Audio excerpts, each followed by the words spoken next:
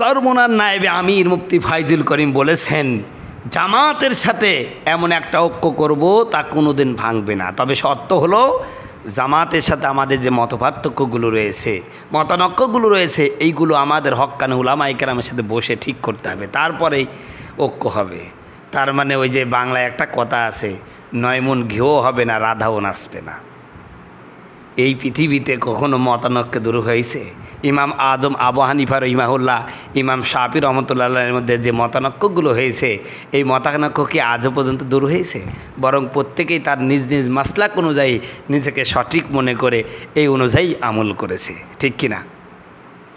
তাহলে ঐক্য কেমনে হবে?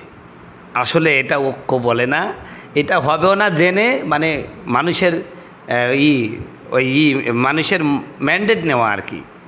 না, আমরা জামাতের সাথে ইসলাম কায়েমের সাথে ঐক্য করতে চাই, কিন্তু এইটি না করলে মানে ওই যে সাপও মরলো লাঠিও ভাঙলো না, এমন একটা অবস্থা তৈরি হয়েছে এখানে। জামাত কখনো ওটা ঠিক করতেও যাবে না, অতএব ঐক্যও হবে না। এটাই হলো অবস্থা। মুফতি ফাইজুল করিম, আপনাকে শ্রদ্ধা করি, ভালোবাসি, বয়স্ক মানুষ, আমার চেয়ে অনেক সিনিয়র, কিন্তু এতটুকু আপনাকে বলতে চাই, বাংলাদেশের মানুষকে বোকা ভাববেন না। এখন বাংলাদেশের মানুষ বোকা নয়, এখনকার বাংলাদেশের মানুষ অনেক কিছু বুঝে, অনেক বুঝে, যা আপনারা বুঝেন না। বাংলাদেশের মানুষ বুঝে। আপনাকে যদি ঐক্য করতে হয়, সুন্নিরা সুন্নি মতের মতাদর্শ থেকে কখনো ফিরবে না, আপনি আপনার মতাদর্শ থেকে ফিরবেন না, জামাত জামাতের মতাদর্শ থেকে ফিরবে না, প্রত্যেকেই তার নিজ মতাদর্শের উপর অটল থাকবে। তাহলে ঐক্য কেমনে করবেন?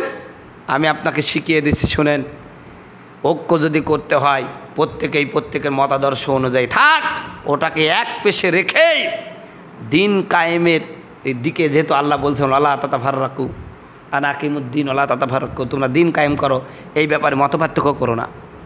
এই এক কথার উপরে যে মতানৈক্য করছে করুক, যার যার মতাদর্শ থাকুক, কিন্তু দিন কায়েমের যেহেতু সকলের মত এক, এই দিন কায়েমের ব্যাপারে যদি সকল খেলাফত মজলিস বলেন, চরমোনা বলেন, জামাত বলেন, সকলের মতাদর্শ যেহেতু এক, এই মর্মে যতদিন পর্যন্ত আপনারা এক না হতে পারবেন ওগুলো পাশ কাটিয়ে, ততদিন পর্যন্ত বাংলার জমিনে ঐক্য ইম্পসিবল, ইম্পসিবল, ইম্পসিবল ইনশাআল্লাহ। আর ঐক্য হবে কেমনে?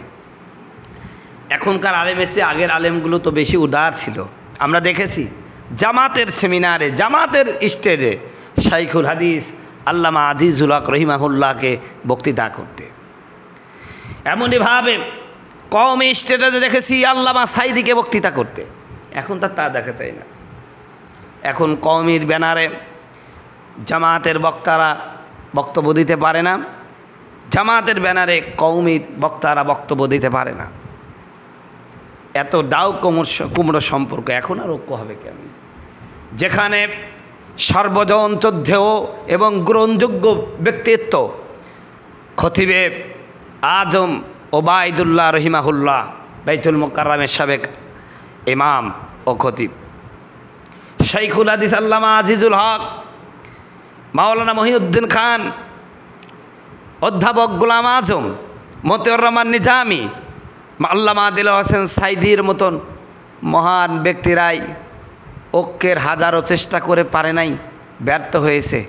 সেখানে আমাদের মতন এই সংকীর্ণ মনা মানুষ দিয়ে ঐক্য হবে? সম্ভব না। যতটুকু ঐক্যের বাতিটা টিপটিপ করে জ্বলতেছিল, ইদানিং আমার কাছে মনে হচ্ছে সে বাতিটাও নেমে গেছে। ওটা আর জ্বলে নাই, ওটাও নিভে গেছে। কি আশ্চর্য! খুব খারাপ লাগে এগুলো। এদের গুতাগুতি আর কবে বন্ধ হবে?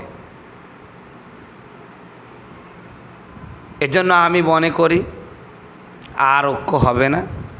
এদেশের ওলামায়ে কেরামের মার আরও পাওনি আছে, আরও মায়ের খাওয়া লাগবে।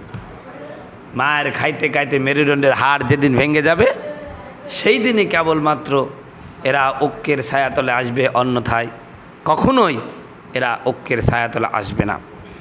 আল্লাহ সুবহানাহু তাআলা কুরআনুল কারীমের মধ্যে বলছেন, ওয়াতাসিমু বিহাবলিল্লাহি জামিয়া ওয়ালা তাফাররাকু, তোমরা আল্লাহর রজ্জুকে মজবুতভাবে ধরো, খবরদার তোমরা এই ব্যাপারে মতবিরোধ করো না। তাহলে আল্লাহ বললেন তোমরা আল্লাহর রজ্জুকে মজবুতভাবে ধরো, এই ব্যাপারে মতবিরোধ করো না। তাহলে এই আয়াত আপনি সব সময় পড়ছেন, আয়াতের শানে নজুল পড়ছেন, আয়াতের ব্যাখ্যা পড়ছেন, শাব্দিক তর্জমা পড়ছেন, সার সংক্ষেপত্ব পড়ছেন, বাবার্থ পড়ছেন, এত কিছু পড়ার পরেও কেন আমল করছেন না? কিয়ামতের ময়দানে কোরআনুল কারীম মামলা করবেন, আল্লাহ রসুল স্বয়ং মামলা করবেন যারা কোরআনকে উপহাসের বস্তু হিসাবে গ্রহণ করেছে। আজকে সাধারণ মানুষই উপহাসের বস্তু হিসাবে কোরআনকে গ্রহণ করে নাই, বরং ওলামায়ে কেরামও কোরআনকে উপহাসের বস্তু হিসাবে গ্রহণ করেছে। তার বাস্তব প্রমাণ হলো আজকে আপনি কোরআন পড়ছি, বুঝছি, কিন্তু আমল করছি না। আল্লাহ পাক সূরা ফুরকানে বলছেন, ওয়াকালা রাসূল ইয়া রাব্বি ইন্না কওমি ইত্তাখাযু হাযাল কুরআনা মাহজুরা। আল্লাহ বলছেন যে নিশ্চয় আল্লাহ রসুল কিয়ামতের ময়দানে আল্লাহকে বলবে, হে আমার রব, নিশ্চয় আমার জাতি আমার কোরআনকে উপহাসের বস্তু হিসাবে গ্রহণ করা হয়েছে। তাফসির ইবনে কাসির, তাফসিরে জালালাইন, তাফসিরে মারিফুল কোরআন, তাফসিরে খাজেন, বিভিন্ন তাফসির গ্রন্থের মধ্যে যেটা লিখছে যে মানুষ যদি কোরআনের 3টা হক আদায় না করে, কিয়ামতের ময়দানে এই মানুষগুলি আল্লাহর আদালতে মাহজুরা অর্থাৎ কোরআনকে উপহাসকারী হিসাবে কিয়ামতের ময়দানে উঠবে। সেই 3টা কাজ কি? 1 নাম্বার হলো কোরআনের 3টা হক কি? 1 নাম্বার হক হলো এই কোরআনকে সর্বপ্রথম পড়া। কোরআনকে সর্বপ্রথম পড়া। কোরআন যখন আপনি পড়া শিখে গেছেন, এই কোরআনকে বোঝা, আল্লাহ এই কোরআনে কী বলতে চাচ্ছেন এটা আপনার জন্য বোঝা অবশ্যই পালনীয় কর্তব্য। আপনি যখন কোরআন বুঝতে পারছেন, এরপরে কোরআনের এই বিধানের উপর আমল করা আপনার প্রতি ফরজ। আপনি যদি কোরআন বুঝে কোরআনের উপর কোরআনের এই বিধানকে আপনি বাস্তবে রূপ না দেন, আপনি যদি আমল না করেন, কিয়ামতের ময়দানে আল্লাহর আদালতে অবশ্যই আপনাকে দাঁড়াতে হবে, এতে কোনো সন্দেহ নাই। সম্মানিত বন্ধুগণ, তাহলে আমরা বলছি ওয়াতাসিমু বিহাবলিল্লাহি জামিয়া আনাকিমুদ্দিন ওয়ালা তাতাফাররাকু, আল্লাহর রজ্জুকে মজবুতভাবে ধরো আর এই ব্যাপারে মতবিরোধ করো না। এরপরে বলছি কি যে আল্লাহর দ্বীনকে প্রতিষ্ঠিত করো, এই ব্যাপারে মতবিরোধ করো না। আল্লাহর রজ্জুকে মজবুতভাবে ধরো, তোমরা ভিন্ন ভিন্ন হয়ে যাও না, বিভিন্ন দলে বিভক্ত হয়ে না। তো আয়াত আমরা বুঝলাম, পড়লাম, আমল করতে পারছি না কেন? আপনি মনে করছেন আপনি মুফতি সাহেব, মুহাদ্দিস সাহেব, আপনি একটা দলের আমির, আপনি বিশাল রাজনীতিবিদ, অনেক কিছু বুঝেন।